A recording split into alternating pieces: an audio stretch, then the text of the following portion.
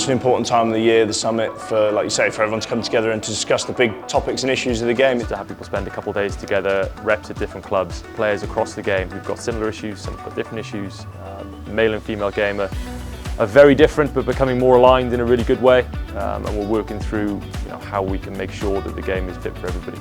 I think it's a brilliant opportunity for both men's and women's players to just understand what's going on in the game. I've never seen so much engagement from our players and gathering opinions from the player group. It's as important as ever. Same topics that keep cropping up around the scheduling, particularly in the men's game. Well, first and foremost, it's coming up all the time because one, it's really important, and two, because we're not getting to the crux of the issue and getting it changed. So, look, there are some really drastic measures we can take, but it's important that voices are heard. Some of the things players have been asked to do aren't acceptable.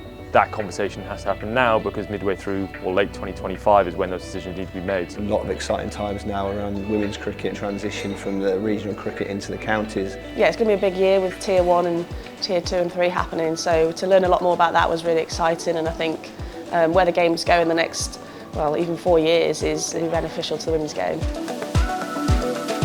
It's been great to have Beth and Rob come in there from the ECB to hear from their side. That's why we want to have these meetings. We need to hear from them. First of all, just to sort of hear what they've got to say and their plans, and with everything regarding like the women's game, 100 different areas that are cropping up. So that was good to pose some questions to them and get some answers as well.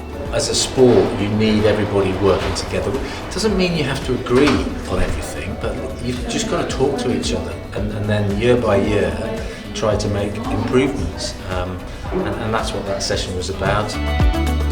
Our role as reps, we can do even more of getting into the chairs, the CEOs, and that's where I guess the influence can happen. And if we can get in their ears a little bit more about how we feel the game can progress, and as a point how we feel the schedule can be improved, things like that, they're probably the ears that need to be hearing our opinions just as much as the ECB and amongst ourselves.